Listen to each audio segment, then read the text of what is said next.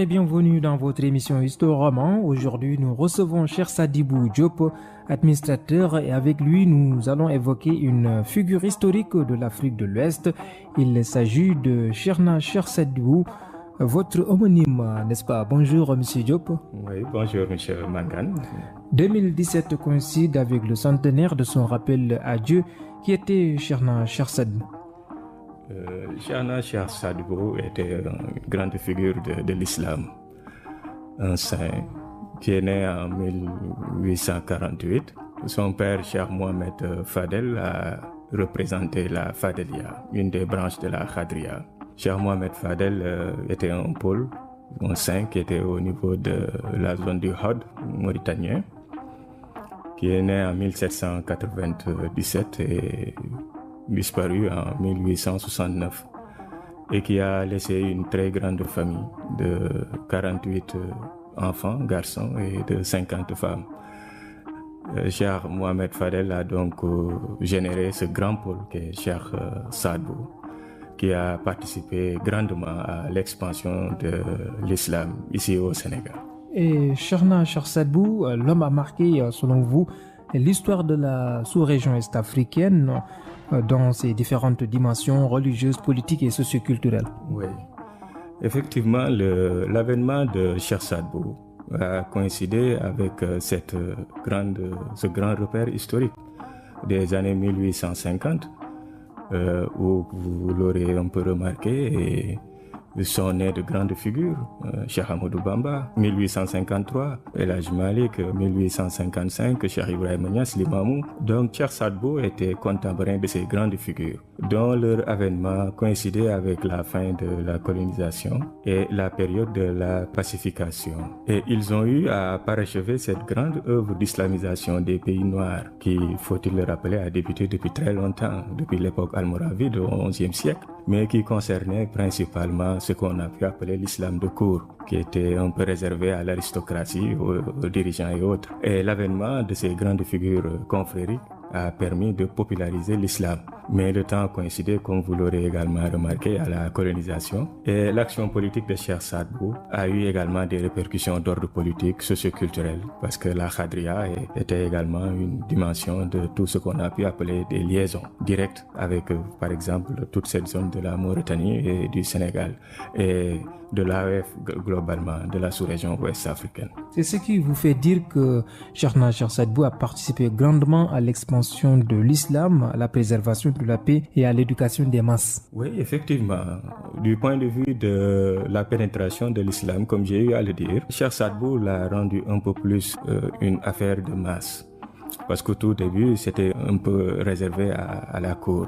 Et cette dissémination de l'islam a permis de long en large, du nord au sud, à travers la consécration de grands dignitaires, de cheikhs et de moukhadam, à Cheikh Sadibou de pouvoir faire venir dans la religion islamique des tcheddos de renommée et de populations qui n'avaient pas totalement adhéré à l'islam. Aujourd'hui, si on doit faire le bilan de cette action d'islamisation du Sénégal du nord au sud, on se rendra compte qu'à travers l'action de Cheikh Sadibou directement, l'action de ces cheikhs, des populations très très nombreuses ont eu à embrasser l'islam grâce à lui. Et ça, j'ai eu à le dire, du fait de l'innovation que la Fadelia a un peu apporté à la grande famille Khadri, parce que la Khadria est l'une des plus anciennes confréries qui remonte à très longtemps, 1170 de Abou Khadri Jailani depuis Bagdad, et a été disséminée un peu partout dans le monde. L'entrée de la Khadria au niveau du Sénégal et en pays noir a précédé même Cheikh Sadibou. Il y avait d'autres figures. Bon, mais Cheikh Sadibou, à travers la dissémination et la diffusion de ces cheikhs, a permis de pouvoir conquérir des zones naguère hostiles à l'islam. Pour quelqu'un qui ne connaît pas la Khadria, c'est quoi? La Khadria,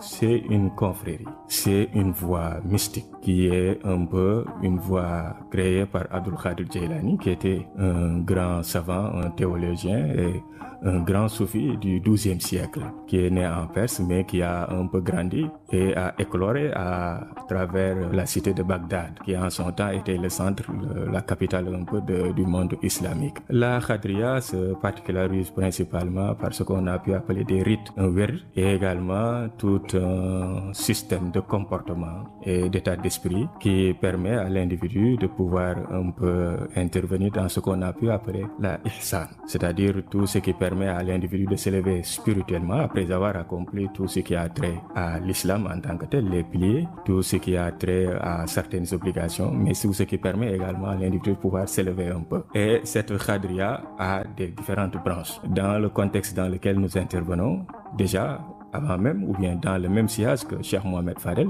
il y avait Cheikh Sidia Baba qui a eu relativement également formé beaucoup de sommités. Et la Fadilia a un peu introduit quelques innovations positives. Parce qu'en général, quand on parle d'innovation, les gens ont tendance à parler du côté négatif. C'était pas le cas. Les innovations positives, j'ai eu à le dire, c'est le zikr à haute voix. C'est également le fait que Cheikh Sadbou, dans le sillage de Cheikh Mohamed Fadel, était éclectique. Il donnait tous les wirds, aussi bien le wird Khadri, le wird Tijan et d'autres catégorie de wird parce qu'il se prévalait de son statut de descendant du prophète. Et à travers votre texte, on lit à 16 ans donc, quittant son hôte natal situé à l'est, Cheikh Nachar Sadibou a été envoyé par son père, Cheikh Mohamed Fadel, pour s'établir dans la zone du Trarza. C'est ça.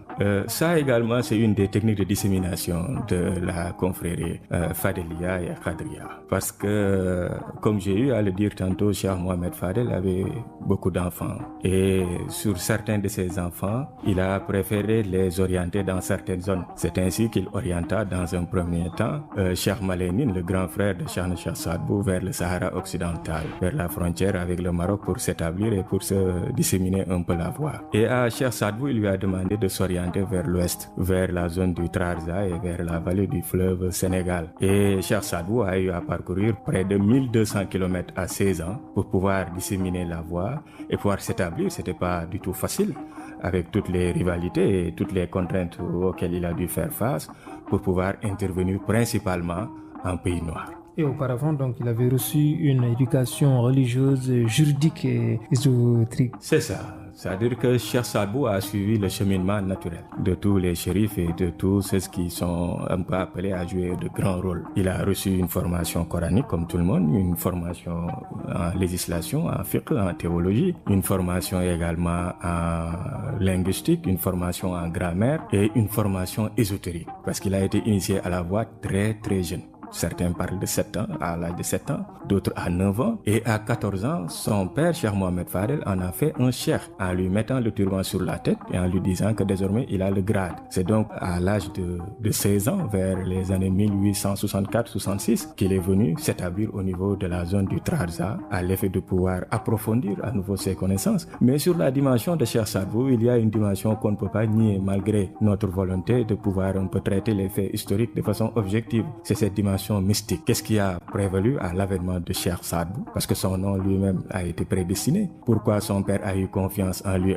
donnant l'autorité spirituelle? Tout cela, l'histoire a prouvé que quand même Cheikh Sadbou a atteint le niveau auquel il était prédestiné. Et on constate que l'environnement était hostile dans cette partie aride et désertique, comme vous le dites, caractérisée par les razzias des tribus guerrières, le commerce des esclaves. C'est cela. C'est-à-dire que Cheikh Sadbou, en faisant ce long trajet de 1200 km en quittant l'est vers l'ouest, il voulait s'établir là où on n'entendrait pas ou bien là où on ne connaît pas son illustre père, Cheikh Mohamed Fadel. C'est pour cela qu'arrivé à l'extrême ouest, vers le Trarza, c'est la dernière zone, en sortant de la Mauritanie vers le Sénégal, qu'il a voulu s'établir. Bon, mais tout naturellement, en général, tout fait nouveau suscite un peu de la résistance. C'est dans ce cadre que les autochtones, les puissances tribales, ont eu à attirer l'attention de l'émir du Trarza sur un peu le danger que pouvait représenter Cheikh Sadbou dans son envergure, dans ses influences et dans le fait qu'il était appelé à pouvoir jouer un grand rôle. Il y a eu donc un procès en sorcellerie parce que sur les karamas de Cheikh Sadbou, tout ce qu'il faisait en termes de miracles intriguait les gens et on l'a mis à l'épreuve et l'émir a eu à rassembler tous ses érudits pour confondre Cheikh Sadbou. À l'issue de cette confrontation, l'émir a autorisé Cheikh Sadbou à s'établir l'établir et à lui permettre de pouvoir accéder à la terre. Et à l'issue, Cheikh Saad Bou s'est établi à Tuizik, un peu plus éloigné que Trarza, pour pouvoir fonder son école et essaimer un peu partout. Et l'histoire a fait que sur l'installation de Tuizik, qui était un peu éloigné de l'ordre de 350 km de Nouakchott, ce sont des Sénégalais en son temps qui avait construit la Zawiya de Cheikh Saad. Et c'est dans ce contexte que Cheikh Saad Bou effectua donc son premier voyage à Saint-Louis en 1872. C'était un contexte également d'insécurité. Vous l'aurez noté. Le contexte était un contexte tel qu'il n'y avait pas tellement les arcanes de l'État au niveau de cette zone du Trarza. C'était la grande insécurité, c'était des razzias, c'était le commerce des esclaves et c'était l'oppression sur les masses un peu plus faibles. C'était ce qu'on a pu appeler chez nous un peu le règne des Tchèdos, qui faisait donc que Cheikh Saad Bou n'était pas en mesure de pouvoir s'établir comme il faut. C'est après avoir conquis la zone du Trarza qu'il a entrepris de voyager pour venir à Saint-Louis. Saint-Louis qui était considéré comme la capitale du Sénégal. Et il faut dire également que la colonisation de la Mauritanie n'était pas intervenue entre-temps. Les Français n'avaient que deux positions, à Souad El Mana et à Mederdra. Et il fallait à Cheikh Saad Bou de pouvoir venir à Saint-Louis pour pouvoir faire la mission pour laquelle il avait été destiné. Donc en 1872, il campa à 10 km de Saint-Louis, dans le site actuel, ironie du sort ou bien grande coïncidence, dans le site actuel où est implantée aujourd'hui l'université Gaston Berger à Bangou, à 10 km. C'est à l'issue qu'il s'est déplacé pour venir au niveau de Saint-Louis en s'établissant à Ndartout et également à Gendar. 1872, donc voilà un peu le contexte. On note l'incident de Gendar avec le gouverneur du Sénégal. Je l'ai dit tantôt, l'une des innovations de la Fadlia, c'est le zikr à haute voix, le zikr relativement à l'unicité de Dieu, au nom de Dieu. Et quand Cheikh Saad Bou s'est établi avec ses disciples, certainement les zikrs ont eu à un peu attirer l'attention de la police coloniale, tardivement la nuit, qui a considéré les zikrs à haute voix comme attentatoire à l'ordre public. Et c'était difficile. Sur ce, il y a eu incident et un des disciples de Cheikh Saad Bou a eu à un peu donner un coup à un des policiers et Cheikh Saad Bou a été convoqué dans le bureau du gouverneur pour répondre de cela. Et c'est le premier choc, le premier incident entre Cheikh Saad Bou et le gouverneur. Et sur ce, les archives ont montré que l'une des menaces auxquelles Cheikh Saad Bou faisait un peu face, c'était une menace d'emprisonnement. Mais une fois les deux hommes se sont vus, échangés, et la résistance multiforme opposée par le Cheikh a permis au gouverneur de reconsidérer sa position et ayant observé également tout le prestige que le Cheikh avait du fait de son statut de descendant du prophète, du fait de sa notoriété, du fait également de cette dimension idéologique qui était un peu caractérisée le Cheikh, le gouverneur a voulu en faire relativement un allié et l'a traité comme il faut par la suite. C'était la résistance du Cheikh. C'est cela. Et en 1881, il effectua également son deuxième séjour et dans le rapport donc du gouverneur, il était mentionné l'influence grandissante du Cheikh qui a eu même dans ses rangs fidèle comme l'adjure d'Amel du Caire. C'est cela. Parce que le Cheikh profitait également de sa visite à Saint-Louis déjà pour faire un travail de massification de l'islam et de la Fadlia à Saint-Louis même, qui était le centre où se retrouvaient plusieurs nationalités et plusieurs familles. Et il profitait également de cela pour faire des tournées un peu partout, dans le Cayor, dans le Bawol, dans le Saloum, pour disséminer et élargir les bases de la Fadlia et de l'islam. C'est dans ce cadre que le Cheikh a eu à nouer des relations très suivies avec El Hadj Malick, avec Cheikh Ahmadou Bamba. Il a eu également à avoir des relations très étroites avec l'adjoint Ngoné Latyr, qui était le Damel du Cayor en son temps, et également avec Albouri Ndiaye. Et les relations entre Cheikh Saad Bou et le Damel du Cayor étaient de notoriété publique, et le colonisateur ayant eu vent, information, renseignement de ce que le Cheikh Saad Bou pouvait influer sur l'adjor, a profité de cette visite pour lui demander un peu d'inviter l'adjor à mieux accepter la construction du chemin de fer et d'éviter d'éventuels troubles. Donc le Cheikh a contribué considérablement à informer l'adjor d'accepter la construction du chemin de fer. L'histoire a retenu que le Cheikh a joué les bons offices. Et ça également, c'est un point de l'histoire qu'il faudra à nouveau creuser. Parce que le Cheikh s'est tantôt positionné naturellement, et ça c'est l'histoire de la Khadria, à la différence de d'autres ordres, un pacificateur, relativement également un médiateur.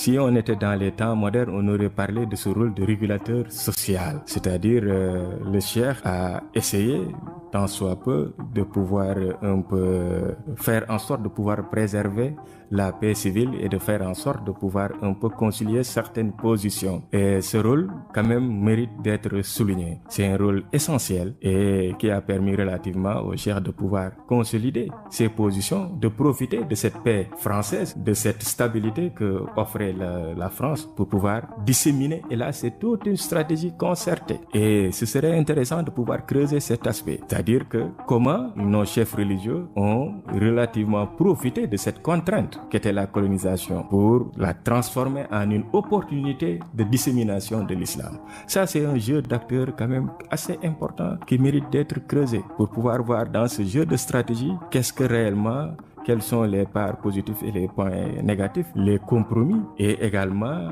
la flexibilité qui a été nécessaire pour permettre à nos chefs religieux de pouvoir tirer leur épingle du jeu. Et dans vos travaux aussi, vous nous apprenez que durant ce voyage, là où il était, sa base était un centre d'études où venaient donc étudier beaucoup d'élèves qui étaient venus à sa rencontre. C'est de notoriété, hormis le rapport du gouverneur et de ce que l'anthropologue Guy Tillmans a eu à établir, beaucoup d'autres études ont eu à faire les mêmes constats. Qu'il s'agisse de Paul Marty dans son ouvrage L'Islam mort, Cheikh Sidiya, les Fadélia, les Ad et les Ali, qu'il s'agisse également d'Alfred de Châtelier, dans également son ouvrage L'Islam dans l'Afrique occidentale. Tout le monde a admis la grande renommée et tout le travail de pérennisation ou bien de dissémination de l'islam que Cheikh Saad Bou a eu à faire et qui a intéressé toutes les parties du territoire national, aussi bien au niveau du Fouta, qu'au niveau du Baol, qu'au niveau du Cayor, qu'au niveau du Jolof, au niveau de la Casamance. Cheikh Saad Bou recevait des familles maraboutiques et des familles régnantes et de simples populations, matière à pouvoir éduquer, à pouvoir donner de la connaissance aux populations autochtones. Historama.